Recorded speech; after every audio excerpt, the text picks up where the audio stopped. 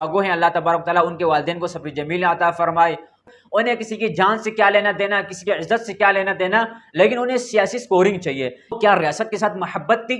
क्या उसने रियासत की रेट को जो चैलेंज किया, क्या वो रियासत के साथ मोहब्बत थी? बच्चे का असली कातिल, असली मुजरिम यही वालिद है। मामला सिर्फ अम्मार की मौत का नहीं है, और केपीके और बलूचिस्तान के लाखों मिसिंग पर्सन्स हैं। आज तक ना किसी सहाफ़ी ने आवाज़ उठाई, आज तक ना किसी एंकर ने आवाज़ उठाई, आज तक ना किसी सियासतदान ने आवाज़ उठाई। बिस्मिल्लाहिर्रहमानिर्रहीम। मेरे दोस्त, आज से 3-4 दिन पहले पीटीआई के रहनुमा मियां अब्बास फारूक साहब के साहिबजादे अम्मार का इंतकाल हुआ, और वो 3-4 महीनों से बीमार थे और सिसक कर जान दी। सबसे पहले तो हम दुआगो हैं, अल्लाह तबारक तआला उनके वालिदैन को सब्र जमील अता फरमाए और उन्हें उसका नेबुल बदल अता फरमाए, और उनके लिए इस बच्चे को ज़रिया मग़फ़िरत बनाए, और सारे वालिदैन को अपने बच्चों के आज़माइश से महफूज फरमाए। लेकिन हमारे यहाँ अफसोस के साथ ये बात कहनी पड़ती है कि हमारे यहाँ हर चीज़ में सियासत घुस गई है, और ख़ुसूसन एक जमात का एक वो तिरा रहा है कि वो हर चीज़ पर सियासत करने की कोशिश करते हैं, गिद्ध की तरह नाश पर बैठ कर सियासत करने की कोशिश करते हैं। वो लोगों की इज्जतों पर खेल कर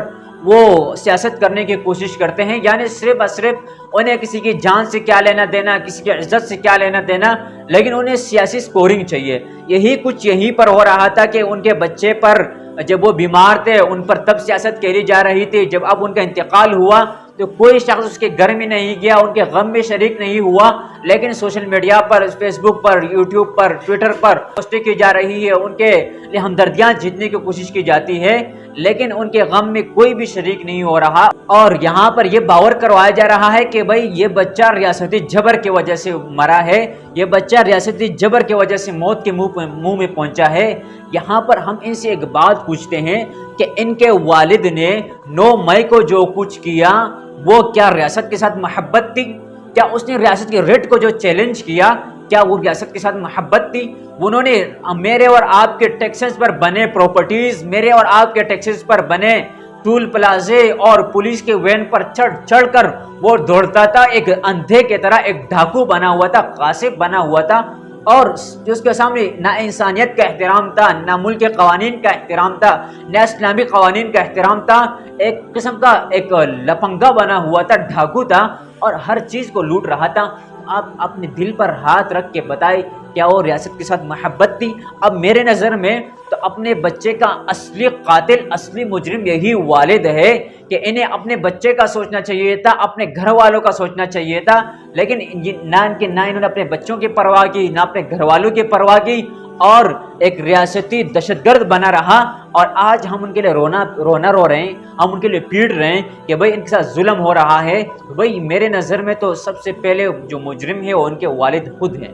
और जितना हम लोग आवाज़ उठा रहे हैं, देखो ये मामला सिर्फ अम्मार की मौत का नहीं है, ये मामला सिर्फ अब्बाद का नहीं है, बल्कि कितने मजहबी रहनुमा हैं कि उनके बच्चे या वालिदैन अपने बच्चों के देखने के लिए तरस रहे हैं, और साल गुजर गए, और केपीके और बलूचिस्तान के लाखों मिसिंग पर्सन्स हैं कि उनके वालिदैन या बच्चे इस तड़प में हैं कि उन्हें पता तो चल जाए कि मेरे बेटा या मेरे वालिद वो हयात है या हयात नहीं है। वो इस बात के तलाश में है कि मेरे वालिद का कब्र मुझे दिखाया जाए, मेरे वालिद के ये बताया जाए कि उन्हें कहाँ दफन किया गया। इसलिए तो आज तक ना किसी सहाफ़ी ने आवाज़ उठाई, आज तक ना किसी एंकर ने आवाज़ उठाई, आज तक ना किसी सियासतदान ने आवाज़ उठाई, इसलिए कि वो गरीब के बच्चे हैं, इसलिए कि वो पसमानदा इलाकों के रहने वाले बच्चे हैं। और यहाँ पे एक बच्चे का मामला है इसलिए कि एक वो सियासी लीडर का बेटा है। हमारे पाकिस्तान में जितने भी कवानीन हैं वो सियासी लीडरों के लिए, जागीरदारों के लिए बने हैं, बाकी गरीब के लिए तो कोई आवाज़ नहीं उठाता। मेरे दोस्तों, ये मामला सिर्फ अब्बास फारूक का नहीं है, बल्कि लाखों लोग जेल में और भी पड़े हैं जो बेगुनाह हैं।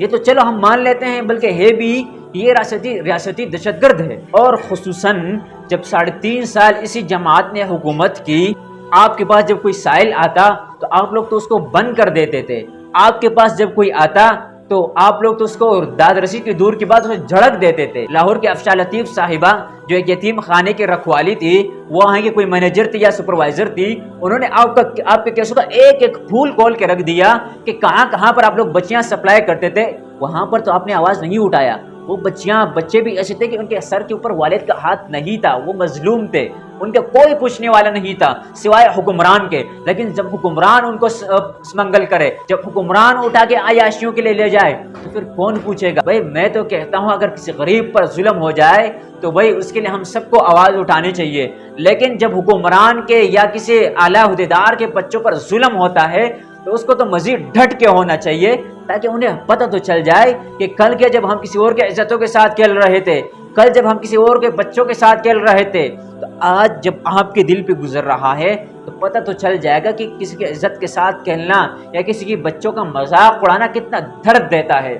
اور آخری پوائنٹ کہ آپ اپنے سیاسی لیڈر کو تب اچھے لگتے ہو جب آپ اپنے گھر کا پرواہ کیے بغیر، اپنے بچوں کا پرواہ کیے بغیر، اپنے جائیداد کے پرواہ کیے بغیر سب کچھ پس پش ڈال دو اور ان کی آواز پر لبیک کہو.